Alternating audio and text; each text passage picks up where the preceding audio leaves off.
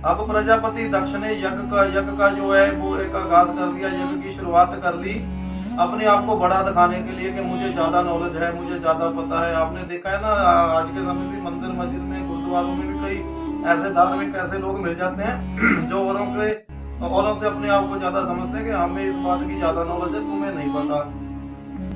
वो ऐसे किसी को नजदीक भी नहीं लगने देते कि हमें कुछ ज्यादा पता है भगवान के बारे में। तो ऐसे ही प्रजापति दक्ष चाहता था कि मुझे ज्यादा पता है यज्ञ संस्कृति के बारे में, परमात्मा के बारे में, और जो परमात्मा कैसे मिलते हैं, कैसे मनुष्य प्रमाण होता है, किसको नापसंद करते हैं परमात्मा, मुझे ज्यादा पता है। तो वो कहने लगा कि उसकी मंशा थी कि शिव भगवान यज्ञ में आएंगे और वो उनका निरादर करेगा, उनका अपमान करेगा। तो श्री शिव भगवान को ये बात तो पता ही थी। तो एक लीला बताने के लिए अब होता क्या है, तो श्री शिव भगवान अब उस यज्ञ में जाते हैं, देवी सती के साथ जाते हैं।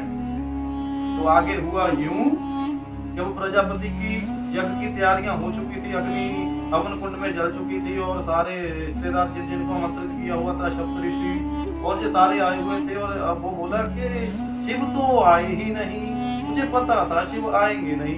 इतनी बात बोल रही कि तभी श्री शिव भगवान देवी सती के साथ आते हैं। तो प्रजापति दक्ष के होश उड़ जाते हैं कि श्री शिव भगवान तो सच में आ गए। अब आते हैं तो प्रजापति बोला कि मुझे तो लगता नहीं था कि आप आओगे, लेकिन आप फिर भी भगवान शिव आ गए तो आपका बहुत बहुत धन्यवाद। लेकिन अब बताइए आप मुझे, अब आप क्या करोगे?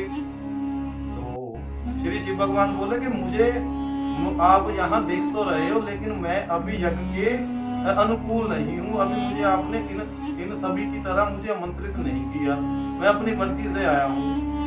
तो प्रजापति दक्ष की जो चाल थी, तो बोला कि नहीं, मैं आपको ऐसे आमंत्रित नहीं कर सकता, क्योंकि आपका यो जो वैराग्य है ना, जो आपका वेशभूषा है, ये भगवान ऐसी वेशभूषा को यज्ञ के लिए वो पवित्र नहीं मानता नहीं देते। इसलिए आप श्री शिव भगवान आप ऐसा करो। वो उस भगवान की बात कर रहा था जिसको वो मानता था। उस मूर्ख के दिमाग में तो भगवान की छवि ही कुछ और थी ना। वो तो श्री शिव भगवान को भगवान मानते ही नहीं था, उसको तो पता ही नहीं था, वो तो अंधा हो चुका था अपने ओहदे के अहंकार में। तो बोला कि पहले आप अगर इस यज्ञ में हवन देने हेतु आना चाहते हो तो सबसे पहले अपने गले में जो सांप डाला हुआ है, जो सांप पहना हुआ है, जो सर्प धारण किया हुआ है, उसको उतारिए, स्नान कीजिए।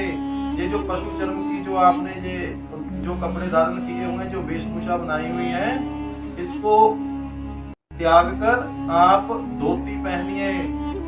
जो बसम आपके शरीर पर जो मुंडों की बसम लगी हुई है, इसको उतारिए, स्नान करिए। और ये जो रुद्राक्ष की माला पहनी हुई है, इसको उतार कर तुलसी की माला पहनो। और जो आपने जो मुर्दा बसम लगाई हुई है ना, इसको आप जल से स्नान कर साफ करके और यहाँ पर चंदन का लेप लगाओ। बोला मैं तो श्री विष्णु भगवान को मानता हूँ और विष्णु भगवान को तो ये पसंद है। अपनी ओर से बातें बनाई जा रहा था ना। तो उसको ये नहीं पता था कि ये जो सामने है ये तो महादेव है। तो उसकी अपने अहंकार हेतु और समझ ही कुछ और थी। अहंकारी कहाँ किसी की कोई बात सुनता है। तो श्री शिव भगवान ने कहा कि ठीक है, मैं आपकी बात मानता हूँ। तो पहले आप मुझे ये बताइए कि मैं ये सब क्यों अपने आप को क्यों चेंज करूं, क्यों बदलूं, मैं क्यों अपनी वेशभूषा चेंज करूं? यज्ञ तो ऐसे भी हो सकता है। तो बोला नहीं, दक्ष बोला कि ऐसे नहीं हो सकता। उसके लिए तो आपका जो मन है वो स्वच्छ नहीं है, जो आपका तन है वो स्वच्छ नहीं है। तो बोले कि मन से ही भगवान को लेन देन होता है, तुम्हें कैसे पता कि मेरा मन जो स्वच्छ नहीं है? तो बोला ऐसे नहीं, आपको पहले मेरी बात माननी पड़ेगी और ये आपको अपनी वेशभूषा चेंज करनी पड़ेगी। तो देवी सती अपने आप में बहुत क्रोधित होती है कि ये पिताजी ने ऐसे कहा कैसे, क्योंकि देवी सती के पिता थे ना प्रजापति दक्ष, वो इस शादी से नाखुश थे, देवी सती और शिव की शादी। वो अपनी बेटी को एक राजकुमार से शादी करवाना चाहते थे, लेकिन जो उसको पता था कि ये देवी सती है, ये आदिशक्ति का रूप है। वो धोखे से अब अपने वचन से मुकर गया कि मैं नहीं आदिशक्ति को शिव के साथ विवाहित रखना चाहता, मैं शिव को ऐसे अलग ही रहने दूंगा और देवी सती की शादी जो है मैं एक राजकुमार से करूंगा। तो विधि का विधान कौन बदल सकता है? श्री शिव भगवान की देवी सती से शादी हो गई। तो ये सब कथा के लिए तो आप कमला शरीफ के जो पुराने वाक्य सुन सकते हो ना यूट्यूब पर जाकर। तो अब देवी सती अपने आप में क्रोधित होती है कि पिताजी आप क्यों कह रहे हो कि सर्प उतारो, ये चर्म जो जो धारण किया हुआ है ये उतारो, जो मृत मृत पशुओं के मांस का अच्छा जो वो बना हुआ वस्त्र है, वो एक खल बोलते हैं जिसे चमड़ा चम बोलते हैं, चर्म मांस वो उतारो और इसकी जगह धोती पहनो। ये सब रुद्राक्ष की जगह आप तुलसी की माला पहनने को बोल रहे हो, और मुझे मुर्दा पसंद की जगह आप बोल रहे हो कि ये चंदन का लेप लगाएं। तो अपने आप में वो अभी कुछ बोल नहीं रही थी। तो श्री शिव भगवान ने कहा कि ऐसा करो, आप मुझे दक्ष ये समझाओ कि ये सब करने के लिए ये जरूरी क्यों है।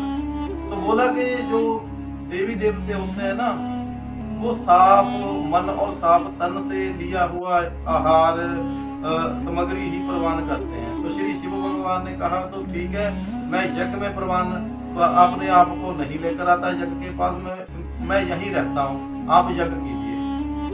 तो प्रजापति दक्ष खुश हो गया कि मेरे मन की बात हो गई, अब मैं शिव को अलग बैठाऊंगा, मैं यज्ञ करूंगा, मैं बड़ा दिखूंगा अपने आप को।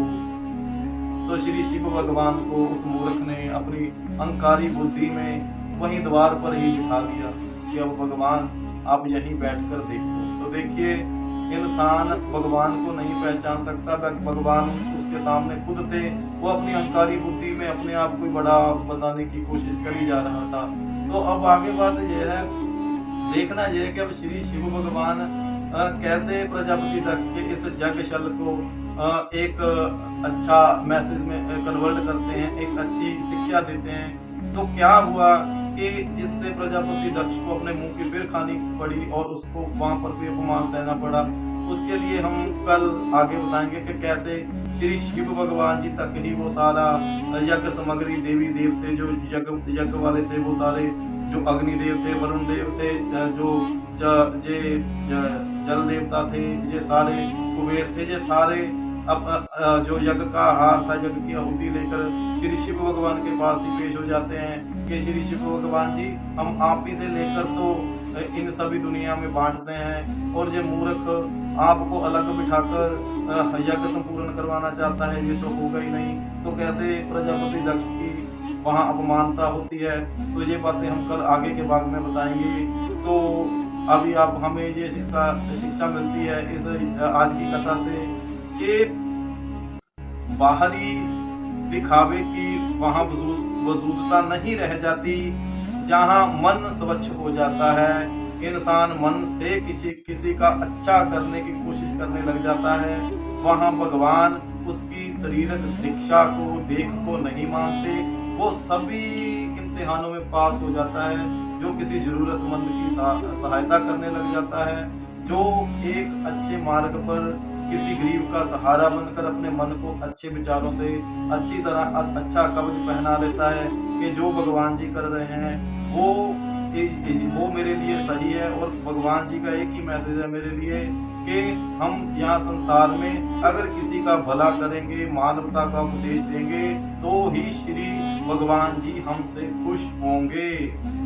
तो इतनी विनती, इतनी कथा विचारधारा आप प्रवान कीजिएगा। आगे के भाग में कल उस यज्ञ का पूरा रहस्य क्या हुआ, कैसे आहुति दी गई, कैसे देवते यज्ञ में से निकलकर अग्नि ऐसे उछलती है, और कैसे वो 4 तत्व 5 तत्वों में कन्वर्ट हो जाते हैं। तो वो 4 बार उसने आहुति दी ना, ऐसे देख कर कि देखो मैं आहुति दे रहा हूँ, वो ऐसे अग्नि बनी और अग्नि के 5 तत्व और एक्टिव हुए वो, और अग्नि, वरुण, जल, ये सारे देवते जो थे वो आग श्री शिव भगवान जी के पास गए और विनती की कि प्रभु हमें बख्श लीजिए। ये प्रजापति दक्ष अपनी मूर्खता में यज्ञ करने लगा। श्री शिव भगवान जी, सच तो बात यह है कि आपके बिना यज्ञ भी संपूर्ण नहीं हो सकता।